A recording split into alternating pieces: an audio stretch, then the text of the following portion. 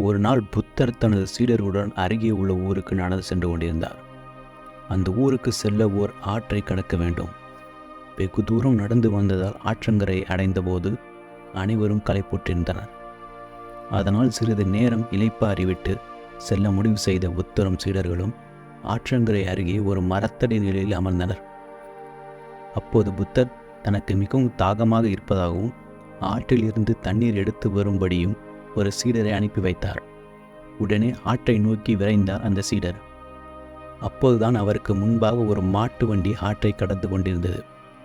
அதனால் ஆற்று நீர் கலங்கியிருந்தது.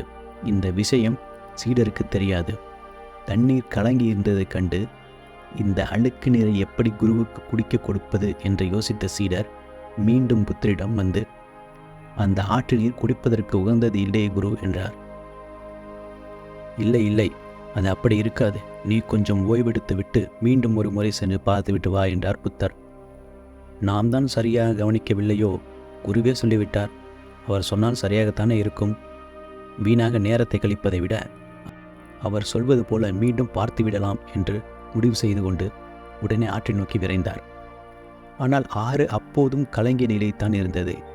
எனவே இம்முறை போன வேகத்திலேயே திரும்பி வந்த சீடர், ஆற்று நீர் குடிப்பதற்கு ஏற்றதாக தெரியவில்லையே குருவே என்றார். ஓ அப்படியா? உன்னை ஓய்வெடுத்து விட்டு சிறிது நேரம் கழித்துத்தானே கிளம்பிச் சொன்னேன். நீ ஏன் உடனே கிளம்பினாய் என்றார். இல்லை குருவே, தாங்கள் அதிக தாகத்தோடு இருந்தீர்கள். அதேபோல் உறுதியாக சொன்னதால் எதற்கு தாமதிக்க வேண்டும் என்று உடனே சென்றேன். ஆனால் நான் பார்த்த வரையில் அது முற்றிலும் குடிப்பதற்கான தண்ணீர் அல்ல என்றார் சீடர். இல்லை, நீ சிறிது நேரம் அமைதியாக உட்கார்ந்து ஓய்வெடுத்து விட்டு இன்னும் ஒரு முறை சென்று பார்த்து விட்டு வா என்றார். குருவிற்கு நம் மீது நம்பிக்கை இல்லை போலும். சரி, அவருக்காக ஒரு தடவை போய்தான் பார்த்துவிட்டு வருவோமே என்று அந்த சீடர் நினைத்து கொண்டார்.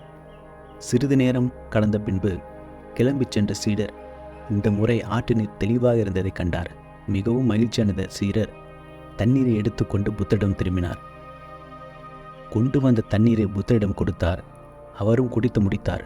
பின்பு மெதுவாக அந்த சீடர், குருவே, ஒரு சிறிய சந்தேகம் கேட்கலாமா என்று பணிந்து கேட்டார். அதற்கு புத்தர், நிச்சயமாக கேள் என்றார். அழுக்கான ஆற்று நீர் எப்படி மிகவும் நன்றாகவும் தெளிவாகவும் மாறியது? இந்த மந்திரத்தை நானும் கற்றுக்கொள்ளலாமா குருவே என்று பணிவுடன் கேட்டார். சிறிய புன்னையுடன் புத்தர், அப்படி ஒன்றும் மாயாஜாலம் எதுவும் நிகழ்த்தப்படவில்லை என்று கூறியவர் தொடர்ந்து சீடருக்கு அது பற்றி விளக்கத் தொடங்கினார். நீ தண்ணீர் கொண்டு வருவதற்காக ஆற்றுக்கு செல்வதற்கு முன்பு ஒரு மாட்டு வண்டி ஆற்றை கடந்து சென்று கொண்டிருந்தது. அதனால் தான் ஆற்று நீர் கலங்கிவிட்டது. மேலும் நான் தண்ணீர் கேட்டபோது எனக்கு விரைவில் தண்ணீர் கொண்டு வர வேண்டும் என்பதற்காக நீ பதற்றத்துடன் சென்றதால் உன்னால் ஆற்று நீர் கலங்கியிருப்பதற்கான காரணத்தை புரிந்து கொள்ள முடியவில்லை. எனவே கலங்கிய நீரை போன்று தான் மனமும், அதாவது குழம்பிய நீர் எப்படி குடிக்க ஏற்றதாக இருக்காதோ அதுபோல குழப்பமான மனநிலை முடிவெடுக்க ஏற்றதல்ல. எனவே ஒரு முடிவை அவசர கதியில் எடுப்பதோ கோபத்தில் எடுப்பதோ தவறாகத்தான் முடியும் என்றார் புத்தர். மேலும் இதுபோலத்தான் உங்கள் மனமும். உங்கள் மனமானது குழப்பத்தில் இருக்கும்போது அதை அதன் போக்கிலேயே விடுங்கள். சிறிது நேரம் சென்றதும் அது தானாகவே தெளிவடையும். சிறிது நேரம் பொறுமையாக இருங்கள். மனதை அமைதிப்படுத்த எந்த ஒரு விஷயத்தையும் கஷ்டப்பட்டு செய்ய வேண்டியதில்லை. அது தானாக அமைதியடையும்.